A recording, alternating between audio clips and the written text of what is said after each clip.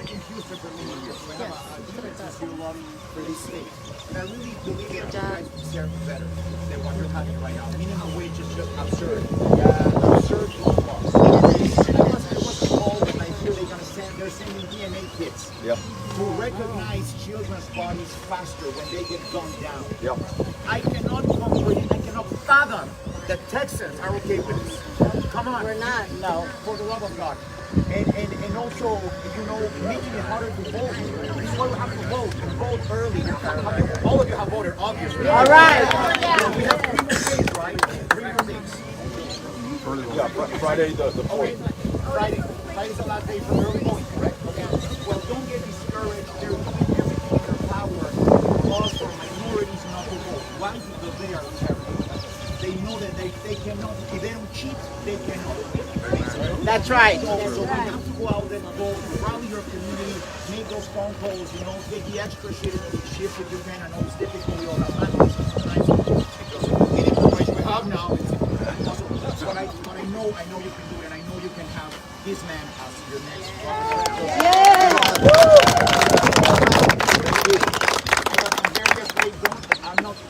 I'm terrified. I'm still terrified. Need a little bit, but I'm terrified.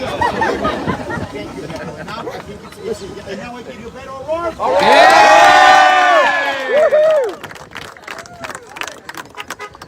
Thank you all for joining us here today in Harlingen. Come on in.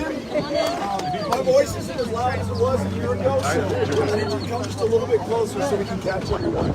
I want to thank Vicente Gonzalez, who's doing an amazing job in the United States Congress for this community. When I was in Congress, when we served together, we worked on making sure that we delivered for our veterans. This guy takes that issue very, very seriously, wants to make sure that he comes through, that we come through, for all those who put their lives on the line and serve this country, going so far to try to make sure that he brings back those veterans who have been deported. In my book, if you are willing to die for this country, you deserve to be able to stay in this country, go to the VA in this country, become a citizen in this country. Vicente thinks so, it's the same way. So Vicente, thank you. Amen. All these other great candidates, is Morgan still here? Somewhere. Morgan. Morgan right there. We just love you. We just want everybody to look at you right now. Morgan, like, really important. Right? She needs us all to have you, Bo. Luis is doing an amazing job. We love you, brother. Luke Warford, you know, many of us traveled a great distance to be here.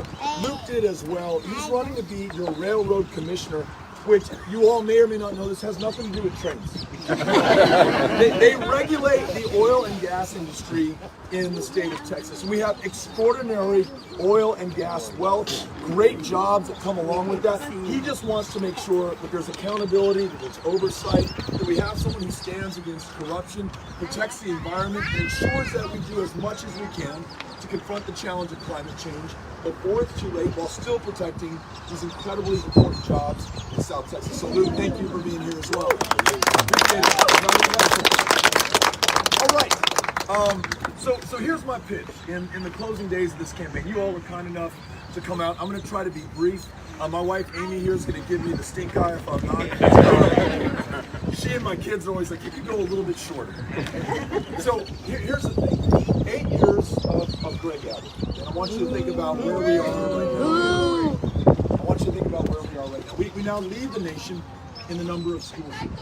Gun violence is the leading cause of death for kids, for teenagers in the state of Texas. Amy and I, raising 3 kids in El Paso, Texas. You all raising your kids and grandkids in this community. None of us, Republican, Democrat, Independent, are okay with this. That means all of us have to do something about it. This guy's been on the job for 8 years. Clearly, after 5 of the worst mass shootings in U.S. history, just in the last 5 years, including Uvalde 23 weeks ago, he hasn't lifted a finger to make it any less likely that it happens to any other child in any other classroom in any other part of the state. He's just incapable of or unwilling to do what we need him to do to protect the lives of those who are the most important people in our lives. The grid. Do you all remember how you felt in February of 2021 when in the energy capital of the freaking world the lights wouldn't turn on, the heat stopped running, the water froze in your pipes, and then when it unfroze, your pipes burst? and it drenched your homes and ruined your floorboards and your drywall. Billions of dollars in property damage. 700 of our fellow Texans lost their lives. Kids whose moms could not pile enough blankets on their shivering bodies, who froze to death in this state. A Vietnam-era veteran who wheeled his oxygen tank out of his house to charge it in his truck, where they found him dead of hypothermia the next day. Families who burned up together in their homes, setting fire to their furniture, because it's what you do when you cannot keep your kids warm. Those fires got out of control, consumed the entire family. That grid is still not fixed going into this next winter. But you and I got left holding the bag for the price to fix it. $45 a month more per ratepayer in our communities. If you think your electricity bill has gone up, it has gone up. That is the Abbott tax that you are paying right now. The most extreme abortion ban in America, bar none. No exception for rape or incest or effectively, functionally, the life of the woman or the mother involved. We lead the nation in an epidemic of maternal mortality, because when you have foreclosed every opportunity for a woman to access a safe, legal abortion, you've also shut down most of the opportunities for many women to get a cervical cancer screening, see a family planning provider, see a doctor of any kind in the least insured state in America. And then there's this. I don't know if you all have checked your appraisals or your property tax bills lately, but they are going up and up and up. $20 billion higher since this guy was elected to office. We are now paying more in taxes here that Jaime and the people in California are paying in that state. It used to be the other way around. Folks are unable to stay in their homes, having to sell them for pennies on the dollar. So what are we going to do about all this, right? It can seem like there is just too much for us to confront or overcome. It can tempt us to despair or submit or succumb to say the status quo is going to be our future, our fortune, or our fate. Clearly that's not what you thought, or you wouldn't be here right now. You are standing to be counted at this critically important moment of truth. No one's going to ride to our rescue from anywhere outside of this state. Not the president, not the Supreme Court, not the Department of Justice. It is on all of us here doing all we can with what we have, where we are. And that begins by voting. And you've done that much, and I'm grateful. But given the challenge at hand, that is totally insufficient for what we need to do. We need to bring hundreds of thousands of our neighbors, our friends, our family members, our classmates, our colleagues, the people in our lives, those grown-ups that you know that are old enough to vote. We got to make sure that they vote. We don't assume anything about anyone. We make sure that we check everyone's plan to vote and then follow up to make sure that they actually got that done. Because in addition to all those challenges that I just described, this is now the toughest state in the nation in which to cast a ballot. Hardest state in the country to get your name on the rolls to be registered to vote in the first place. And that voter suppression, to be clear, is not aimed at people who look like me. As it always has been in the state of Texas, it is focused on those who've been historically disenfranchised, black and brown voters, the very young, the very old, the very poor, and increasingly those with disabilities. That's why we have one of the lowest levels of voter turnout in the country. Not because we lack any love for this great democracy, not because we are lazy, but because so many people have been drawn out. Our challenge, the task that I'm asking you to take up, is to volunteer with this campaign. In the 6 remaining days that we have left, Grace is holding up a clipboard right there. On that clipboard are open shifts to knock on the doors of those who are targeted for suppression and intimidation. In fact, the very people they thought had been drawn out of this democracy. You knock on their doors from your own heart, in your own words, describe why this election is so important to you, to us, to them. I tell you, more likely than not, they're going to turn out to vote. And if enough of us do that, talk to those who've been drawn out, we'll bring them in and make them the margin of victory when we win this on election day. You all with me? If we do that, we win. Then in our Texas, every woman makes her own decisions about her own body, her own future. That's right.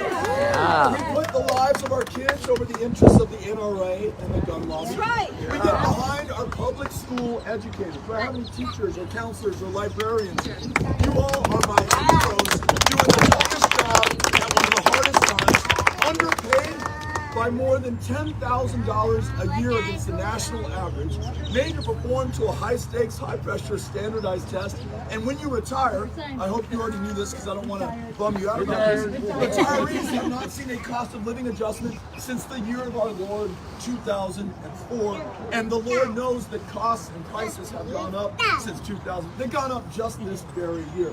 So here's the answer to that. We pay these amazing teachers enough not to work 2 or 3 jobs, just one, pulling forth that lifelong love of learning from these kids. We make sure they don't have to perform to that high-stakes standardized test. We canceled the STAR in Texas so they can focus on those kids in the classroom. And retired teachers get a cost of living adjustment every single year going forward. We're going to get behind our teachers and treat them with the respect that they deserve. And on this democracy that I'm talking about, Republican, Democrat, Independent, no me importa. We just want to make sure that you can freely and fairly cast your vote in this great democracy. So we're going to make sure that there is online and automatic and same-day voter registration. End this process of gerrymandering these districts so that those in power choose their voters. It should be the other way around. And replace Confederate Heroes Day as a state holiday with Election Day as a state holiday.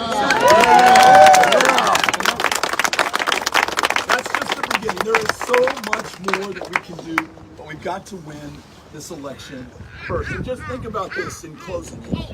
Think about this. There are so many who came before us who have made this moment possible.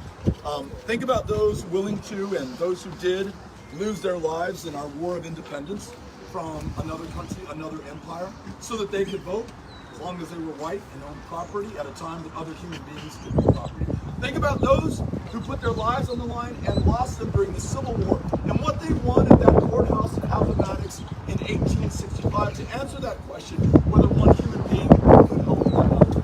Think about the civil rights and voting rights leaders, including right here in Brownsville, the Raza Unida Party, and those in St. Louis who almost lost his life crossing the Edmund Pettus Bridge in '65 to force LBJ to create the first true multiracial democracy in American history. We are the heirs to their service, to their struggle, to their sacrifice, to what they have made possible today. And what we do with this inheritance, whether we squander it, we make it possible, is going to determine our future and define us in the eyes of those kids who are counting on us right now forever. We cannot be found wanting. They must come through. And these kids who are among us right now, and thank you for bringing these little ones. That's why we do this. They don't get a vote. They don't get a voice in this election, but through the actions we take and the commitments we make right here at this moment. So I ask you, are you willing to do the work to make sure that we can win? Yeah! Are we going to win? Yeah! Let's get out there and do this. Keep the faith, keep up the fight, and let's do all we can with what we have to bring this home and celebrate that victory on November 8th. Let's do it! Yeah!